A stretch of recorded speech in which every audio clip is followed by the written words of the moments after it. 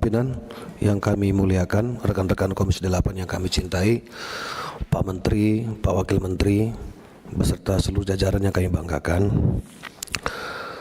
Sebelumnya kami ingin menyampaikan selamat kepada Pak Menteri yang alhamdulillah mendapatkan kepercayaan duduk ya, sebagai menterinya orang-orang yang berkebutuhan di Republik ini, orang-orang duafa, orang susah, orang miskin, orang-orang yang seharusnya mendapatkan hak dari apa yang menjadi komitmen pemerintah terkait dengan pengentasan kemiskinan.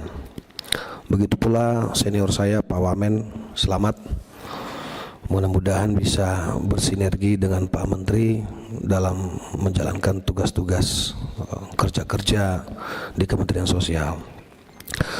Saya dari fraksi Partai Amanat Nasional ingin menyampaikan apresiasi ya, kepada Pak Menteri beserta seluruh jajaran berdasarkan angka yang kami dapati bahwa kemiskinan ekstrim ini turun menjadi 0,83 per Maret 2024 dari 1,12 per Maret 2023. Saya kira ini tidak lepas daripada proses ya, kerja-kerja Kemensos di lapangan dalam rangka memberikan yang terbaik kepada masyarakat kita, khususnya yang membutuhkan gitu.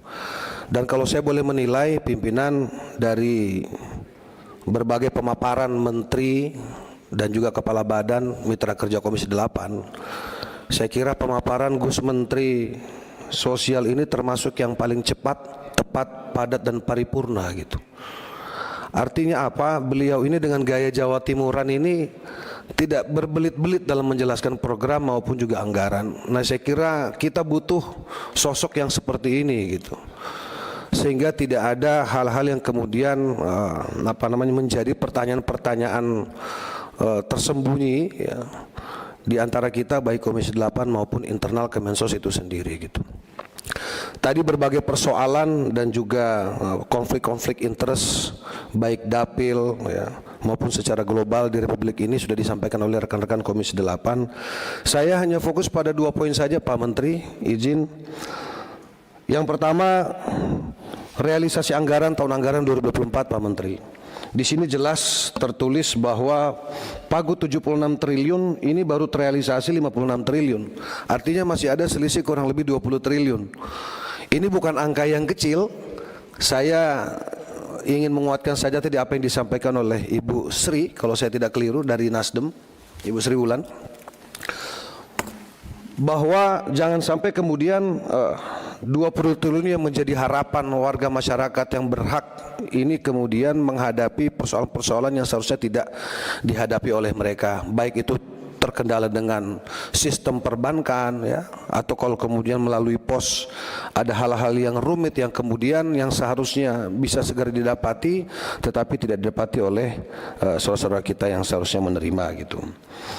Ini perlu perhatian khusus Pak Menteri karena tinggal kurang lebih 1 bulan ya, sekarang sudah tanggal 12 kalau saya tidak keliru, artinya ini paling lambat 20 Desember sudah harus selesai gitu.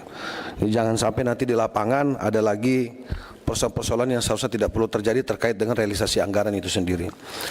Yang kedua Pak Menteri, izin pimpinan saya langsung saja karena tadi pimpinan sudah menyampaikan tidak usah berbasa-basi karena banyak sekali yang saya kira kurang lebih template persoalannya mengenai data, verifikasi, validasi dan lain sebagainya. Ini di dapil saya Pak Menteri. Ini ada foto saya, jangan lihat foto saya, ini ada di sebelah saya Pak. Ini anak yang ada di Jakarta Barat Pak Menteri.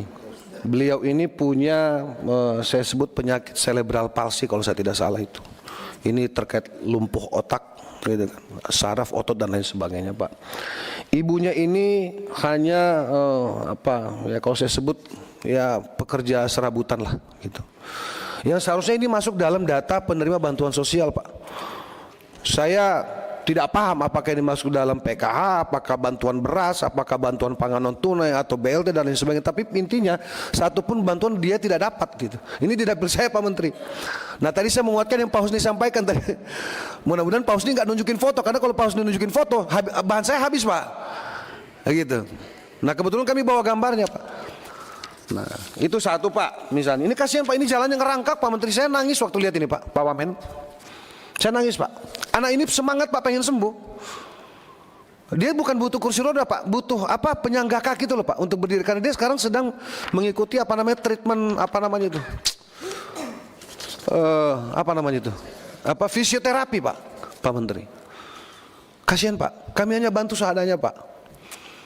Gitu. Jadi kalau tadi yang disampaikan Pak Husni itu benar sekali. Jadi DTKS, data-data yang disampaikan ini, mohon maaf kami bingung. Ini yang bermain, yang menginput, ya, oknum. Karena kita tidak bisa bilang ini kesalahan murni apa, kita generalisir ke Kementerian Sosial Pak. Ini karena melibatkan ada RT, ada RW, ada kelurahan, kecamatan. Mungkin kalau di desa ya perangkat desa gitu. Ini saya tahu pimpinan ini Pak Menteri ini orang yang sangat jiwa sosialnya tinggi sekali Pak. Paham saya, beliau ini dekat dengan rakyat Pak. Dekat dengan rakyat. Tolong teman-teman jangan curiga dulu, ini program belum ada ini. Ini karena memang saya kenal beliau aja Pak. 15 tahun Pak Maman, 15 tahun dengan beliau ini. Beliau ini jangankan ke orang miskin Pak, ke orang sukses saja beliau ini bagi-bagi rezeki Pak. Ya buktinya band saya dulu sering banget dipakai sama beliau Pak. Jadi itu tadi, artinya ini sebagai gambaran Pak Menteri, izin 1 menit seperti ini Pak. Dia harusnya menerima apa namanya, dia punya kartu lansia Pak. Tapi tiba-tiba kartunya dibekukan Pak Menteri. Iki ono apa iki? Masalahnya. Nanti kita cek. Ini saya bisa antar Pak Menteri langsung ke rumahnya Pak. Iya. Tapi nanti aja 2028 Pak. Lo enggak, maksudnya jangan sampai kita juga dianggap sebagai oknum Pak Maman. Kita ini nggak berani masukin data palsu gitu loh. Cukup cinta yang palsu. Iki loh Pak, izin Pak. Ini saya hanya bawa beberapa aja Pak. Ini anak 11 tahun Pak, tapi dari usia 1 tahun nggak bisa jalan Pak. Terlihat sekilas ini normal Pak. Ini juga nangis-nangis Pak, gitu loh. Ini ada foto yang sebenarnya saya gendong, tapi kok nggak dikirim ke saya. Nah yang terakhir Pak, ini tadi disampaikan Pak Husni. Rumah ini Pak, cara ngukur ini pimpinan, ngukur orang sejahtera apa enggak, ini dari lampunya Pak. Ini lampunya terang betul Pak.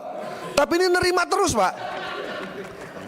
Bahkan double-double Pak Menteri. Bisa diantar juga deh. DKI ngasih, kita ngasih. Hampir semua ini Pak. Tapi saya mau tutup namanya, saya nggak enak.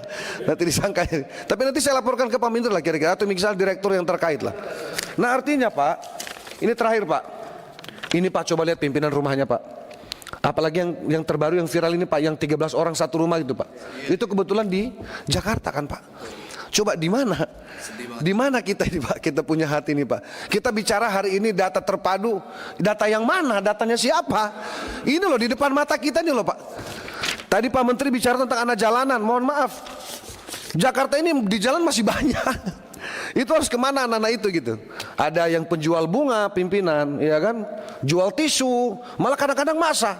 Nah kalau kemudian ini merupakan apa namanya, bagian daripada modus yang mengarah pada eksploitasi anak, ini Kementerian Sosial punya tanggung jawab moral Pak, untuk berkoordinasi dengan, saya nggak tahu apakah pemerintah DKI misalnya, pemerintah daerah, dalam hal ini Satpol PP selaku penegak perda dan seterusnya. Tapi tidak mungkin lah kita ini ngajarin Pak Gus Ipul ini berenang, orang beliau ini sudah betul-betul berada di garis rakyat gitu loh, didampingi dengan Pak Wamen yang aktivis sosial. Saya kira ini pasangan yang paling komplit di kementeriannya Pak Prabowo ini Pak.